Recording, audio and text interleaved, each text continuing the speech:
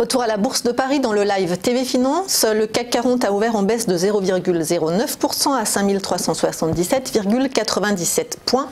Et nous retrouvons immédiatement Xavier Fenot, associé chez Interactive Trading. Bonjour Xavier. Bonjour Anne-Laure. Alors la tendance haussière a marqué un coup d'arrêt hier sur le CAC 40. Comment va réagir le marché aujourd'hui? Est-ce que vous pensez que c'est la décision de la Fed hier, ou en tout cas la baisse de ses prévisions sur la croissance économique américaine qui fait un peu peur aux investisseurs ce matin? Oui, c'est ça. On aurait pu penser qu'effectivement les révisions à la baisse des perspectives de croissance US, donc ils sont passés de 2,3% à 2,1%, donc c'est quand même une baisse relativement importante, compensée par une politique monétaire quand même accommodante, puisque fin décembre on s'attendait à ce qu'il y ait 2 hausses des taux de la Fed en 2019. Finalement, il ne va pas y en avoir, et en plus la Fed va arrêter la réduction de son bilan. Donc finalement, elle est beaucoup plus accommodante que prévu. Donc qu'est-ce qui se passe sur le marché? C'est que dans un premier temps, par effet bien évidemment logique, le dollar américain se replie, et on aurait pu penser que les actifs risqués, donc les marchés actions, les indices, profiteraient justement de cette politique monétaire finalement beaucoup plus accommodante que prévu, sauf que c'est pas le cas.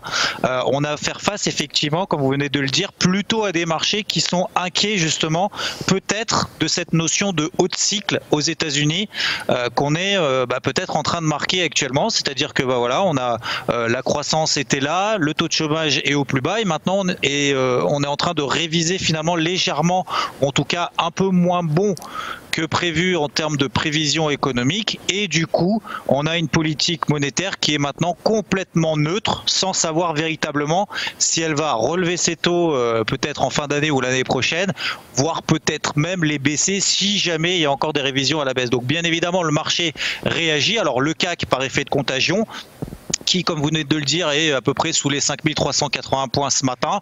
Il n'y a pas de signal de retournement baissier fort depuis le début de l'année. On est toujours en tendance haussière dans un canal ascendant pour les adeptes d'analyse technique, en reliant finalement tous les points bas qu'on a fait depuis le début de l'année.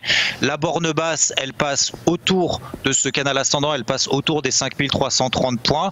Tant qu'on ne passe pas sous les 5330 points à très court terme, avec ce qu'on appelle une bougie impulsive, c'est-à-dire une forte hausse de la volatilité et la rupture finalement de cette zone des 5330 points techniquement fortement, et pour le moment il n'y a toujours pas de signal de retournement. Mais là on sent bien que les marchés, d'ailleurs que ce soit le CAC ou les autres indices européens ou américains, sont en train de plafonner, et peut-être que pour cette fin de semaine la consolidation pourrait peut-être être d'une plus forte ampleur.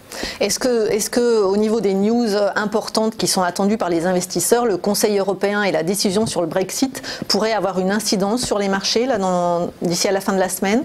Il pourrait y avoir une incidence, mais a priori, là, le marché est quand même plutôt focalisé justement et par l'interprétation de ce qui a été dit hier soir par Monsieur Powell. On a effectivement la BOE également aujourd'hui dans le milieu début d'après-midi, pardon.